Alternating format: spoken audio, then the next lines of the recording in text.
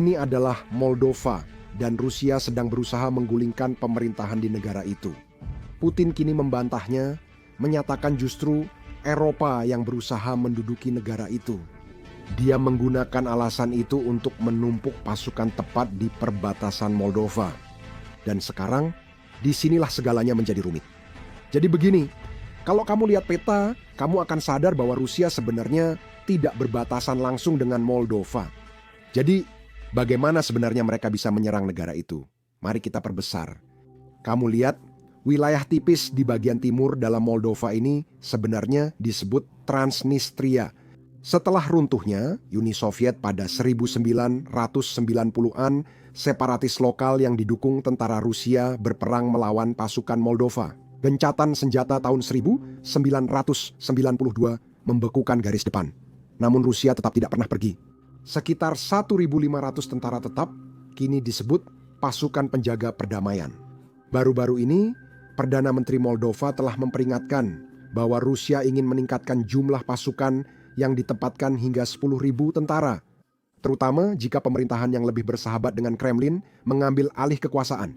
Sekarang, jika Anda gabungkan dengan pernyataan Rusia dalam beberapa minggu terakhir bahwa NATO ingin menduduki Moldova, sepertinya Rusia sedang merencanakan invasi dan mempersiapkan dasarnya, tapi invasi itu mungkin sebenarnya adalah rencana B. Rencana A tentu saja adalah mengambil alih negara itu melalui kotak suara. Itu tidak berarti menang pemilu secara adil dan jujur.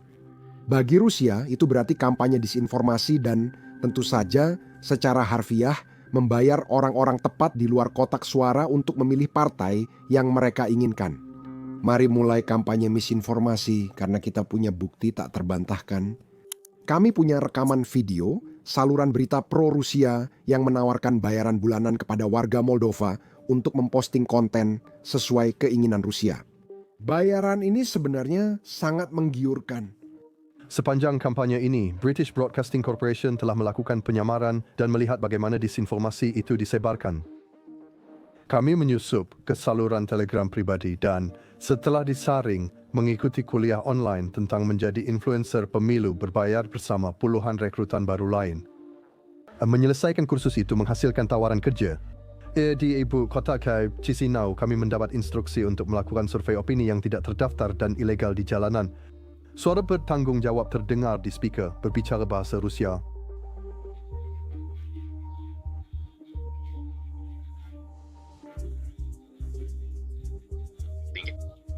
Lesbian, gay, biseksual, dan transgender yang ingin membangun kebahagiaan mereka sendiri, membangun hidup mereka sesuai dengan pandangan mereka, bukan seperti yang dipaksakan oleh mayoritas asing dan ideologi asing. Dan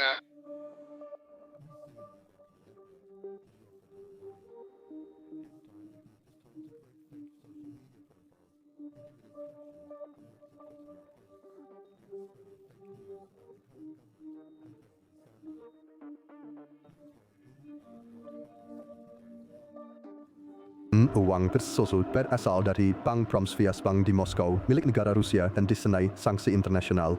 Dan jelas bahwa unggahan seperti ini sedang dilihat. Meskipun Moldova berpenduduk sedikit lebih dari 2 juta, British Broadcasting Corporation mengidentifikasi 90 akun TikTok yang tampaknya tergabung dalam satu jaringan.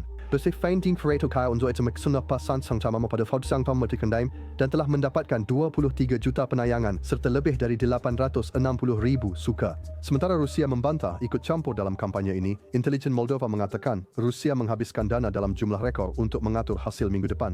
Sekarang, Saya ingin memberi sedikit perspektif. $170 per bulan memang tidak banyak, tapi itu bayaran hanya untuk membuat profil media sosial palsu dan memposting apa yang Rusia inginkan. Dan seolah itu belum cukup mudah, $170 sebenarnya adalah jumlah yang besar di negara seperti Moldova, di mana orang-orang benar-benar menghadapi krisis biaya hidup. Gaji rata-rata di negara itu sekitar $300 hingga $400. Itu berarti $170 adalah lebih dari setengahnya hanya untuk membuat beberapa postingan setiap hari. Sekarang, pemilu yang akan berlangsung pada hari Minggu adalah pemilu parlemen. Dan ini adalah pemilu besar terakhir di Moldova hingga akhir dekade ini. Rusia benar-benar berusaha bertaruh habis-habisan. Jika koalisi pro-Uni Eropa menang, mereka akan menerima 23 miliar dolar dari Uni Eropa.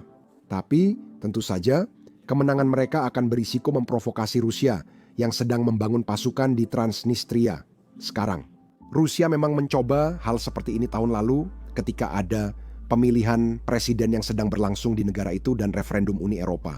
Menurut otoritas Moldova, Rusia menghabiskan sekitar 200 juta dolar itu kira-kira 1% dari produk domestik bruto Moldova hanya untuk membeli pemilu. Bahkan, kami memiliki rekaman agen Rusia yang membagikan uang dolar 5 dum 10 kepada orang-orang yang sedang antre di kotak suara atau di pusat pemungutan suara untuk memilih. Will? Bisakah kamu memberitahu saya berapa banyak yang seharusnya mereka bayar kepadamu? Mereka Mengatakan 1.000 rubel untuk memilih, kan? Ya. siapa? Siapa yang menjadi Walwalo? Seorang Pria. Dia pergi. Katanya akan kembali, tapi belum juga datang. Siapa? yang kamu pilih. Aku Tidak mau bilang apa. yang dia katakan sebenarnya. Bagaimana seharusnya kamu memilih dalam referendum? Mereka bilang mau bayar 500 rubel, tapi di sini pria itu bilang 1.000. Dari Transnistria? Ya. Apakah banyak dari kalian ke sini hanya untuk uang? Dan dia, lalu 3 orang lagi seharusnya datang. Bagaimana Haruskah kalian memilih atau cukup ikut serta? memilih sesuai perintah mereka? Aku tidak mau menyebut untuk siapa. Uni Eropa, ya atau tidak? Urusan saya, tidak akan saya bilang.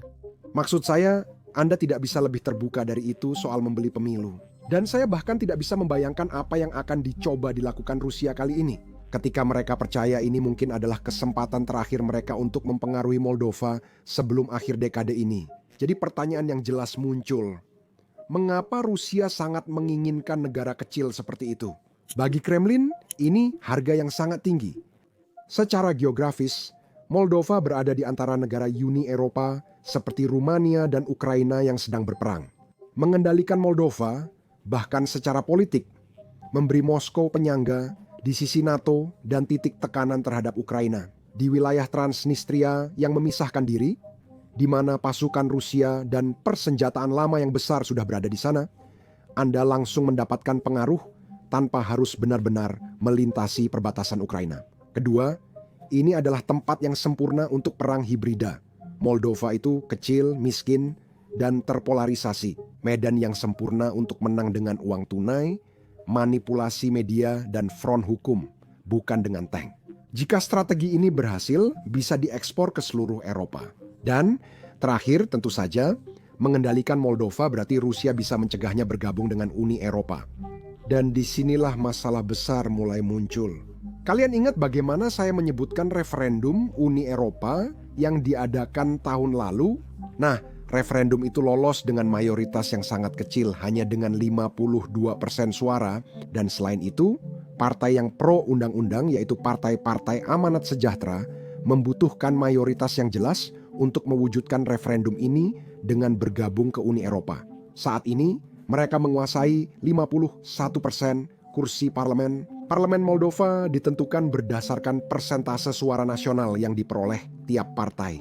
Artinya, jika partai turun dari 51% menjadi misal 49%, mereka kehilangan kemampuan memerintah sendiri. Dan kemudian Anda mendapatkan koalisi, kebuntuan, dan pemerintahan yang mungkin lebih ramah terhadap Moskwa. Itulah yang diharapkan Kremlin. Mereka tidak mencoba membalikkan hasil pemilu dan menang serta mendapatkan mayoritas. Mereka hanya berusaha melemahkan partai pro undang-undang agar tidak meraih mayoritas mutlak. Sekarang, Moldova memang memiliki populasi yang kecil, hanya 2,4 juta jika saya ingat dengan benar. Artinya hanya 10.000-20.000 suara yang dapat dipengaruhi Kremlin. Menggunakan pengaruh mereka dapat membuat partai kehilangan mayoritas jelas. Seperti dalam sepak bola, ini adalah permainan yang ditentukan oleh inci dan pemilihan akan berlangsung pada hari Minggu. Sekarang, untung bagi Moldova dan sial bagi Putin, dunia sedang memperhatikan dan Putin tidak punya siapapun untuk disalahkan selain dirinya sendiri. Saya tidak tahu dengan kalian, tapi saya tidak akan mengikuti pemilihan ini jika bukan karena invasi Rusia ke Ukraina. Itu terjadi tepat di perbatasan Moldova. Jadi jika Putin tidak menginvasi Ukraina, mungkin dia akan lebih mudah di Moldova. Tapi sekarang karena dia menginvasi Ukraina, dunia jadi memperhatikan apa yang terjadi di Eropa Timur. Dan di Perserikatan Bangsa-Bangsa Moldova menjadi pusat pembicaraan. Di sini kita punya Presiden Zelensky yang berbicara tentang bagaimana kita harus memastikan Moldova tidak jatuh ke bawah pendudukan ilegal Rusia. Moldova sedang kembali diri lagi dari campur tangan Rusia. Kurang damai selama sempantu Moldova, sementara Rusia mencoba melakukan hal yang sama seperti yang dilakukan Iran ke Lebanon. Dan respons global sekali lagi tidak cukup. Kita sudah kehilangan Georgia di Eropa, hak asasi manusia dan sifat Eropa dari sistem negara di sana semakin menyusut. Georgia bergantung pada Rusia dan selama bertahun-tahun Belarus juga bergerak menuju ketergantungan pada Rusia. Eropa tidak bisa kehilangan Moldova juga. Sekarang saya ingin menyoroti sesuatu. Menurut saya tidak adil secara terbuka mengatakan di UN bahwa kita telah kehilangan Georgia dan Eropa. Para pemuda di Georgia telah memprotes demi bergabung dengan Uni Eropa sejak Oktober lalu. Dan saya yakin sangat mengecewakan bagi mereka untuk mendengar hal itu. Jadi ya, Georgia belum hilang tapi keadaannya tidak terlihat baik. Partai pro-Rusia memiliki banyak kekuasaan dan mereka ingin mematikan harapan Georgia untuk bergabung dengan Uni Eropa. Untungnya, Uni Eropa telah membantu Moldova memastikan pemilu mereka berjalan dengan baik. Ini adalah pernyataan yang baru saja disampaikan oleh perwakilan tinggi Uni Eropa dan Wakil Presiden Komisi Eropa. Mari kita dengarkan. Dalam program Today, kami membahas perang Rusia melawan Ukraina yang berulang kali meluas ke Moldova. Selain itu, Rusia telah melanggar wilayah udara Moldova, menggunakan energi sebagai alat untuk memeras Uni Eropa dan ikut campur dalam demokrasi Anda. Pemilu Parlemen Moldova yang akan datang akan menjadi target utama perang hibrida Moskow. Rusia kemungkinan akan menggunakan jaringan uang tunai, konten, dan paksaan untuk mencoba mempengaruhi hasil pemungutan suara. Rakyat Moldova berhak menentukan masa depan mereka sendiri tanpa campur tangan pihak lain. Itulah sebab minsan de perlusius cekuanen de skala misi kemitraan Uni Eropa untuk meningkatkan ketahanan Moldova. Kami memiliki tim spesialis khusus di lapangan sekarang yang mendukung Moldova dalam menangani pendanaan ilegal seputar pemilu. Dan itu berbesar kami menerima kelompok pakar tim respons cepat gabungan untuk mendukung Moldova melawan campur tangan asing. Anda dapat mengandalkan dukungan Uni Eropa untuk memastikan integritas pemilu Anda. Sekarang, bagi Rusia, Moldova sudah lama sangat penting. Sebenarnya, pada tahun 2020, kami memiliki sebuah dokumen Rusia yang secara tidak sengaja bocor dan itu mengungkapkan rencana Rusia untuk mendestabilisasi Moldova. Pada dasarnya, seluruh tujuan mereka adalah mengejar Moldova setelah mereka mengambil alih Ukraina dalam 3 hari atau apalah. Rencana awal yang diungkapkan Putin untuk operasi militer khusus yang sedang berlangsung ini. Dan bukan hanya Moldova yang telah dilibatkan Rusia, mereka juga telah mengambil alih wilayah di Georgia. Kita sudah tahu apa yang mereka lakukan di Ukraina. Dan inilah pada dasarnya yang ingin dilakukan Putin di setiap negara yang ia anggap berada di bawah pengaruh Rusia. Hal ini sudah kami bahas dengan Jenderal Ben Hodges di podcast kami, jadi mari dengarkan pendapatnya. Saya kira ini adalah sebaiknya dari tradisi Rusia yang ingin mengendalikan negara-negara di sekeliling mereka yang disebut sebagai lingkup pengaruh dan sudah berlangsung selama berabad-abad. Saya mikir ini mungkin memiliki asas sejarah seperti keinginan untuk memiliki penyangga terhadap invasi bangsa Mongol misalnya, hal-hal semacam itu.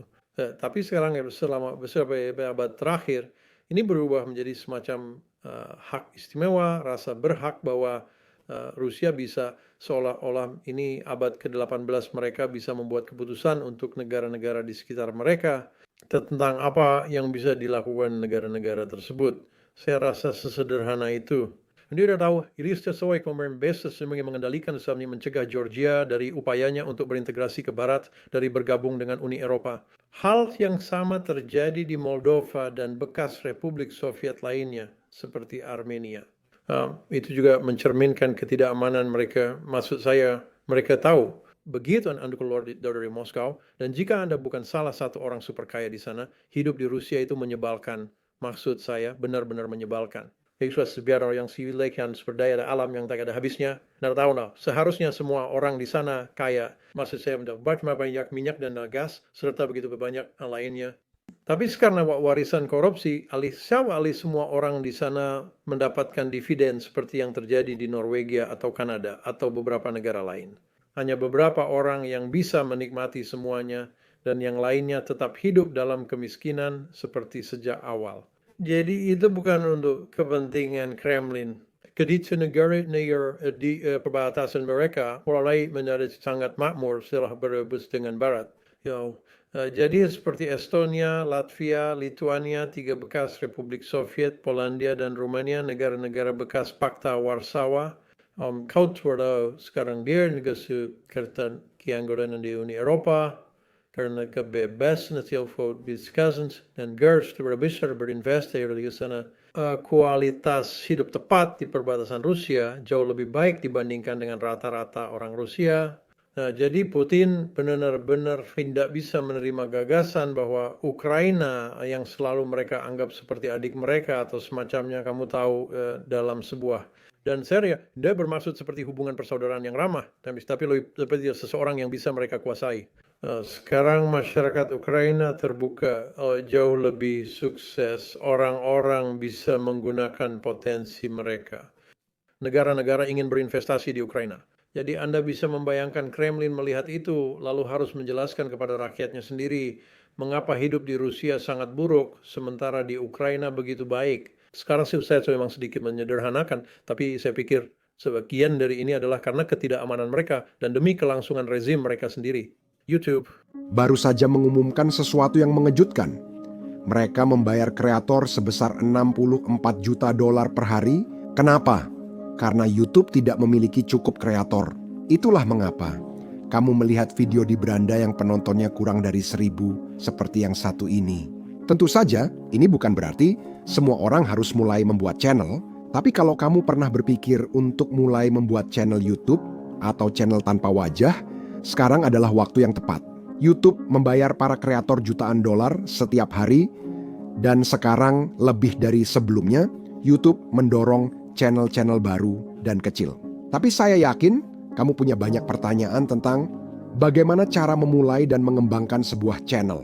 Kami sering menerima pertanyaan dari kalian lewat email. Karena itu, kami mengumpulkan semua saran YouTube kami dalam satu video YouTube gratis. Jadi, jika kamu tertarik untuk memulai channelmu sendiri, kamu bisa menonton video itu di YouTube dengan mengklik tautan di deskripsi atau kartu di layar kamu.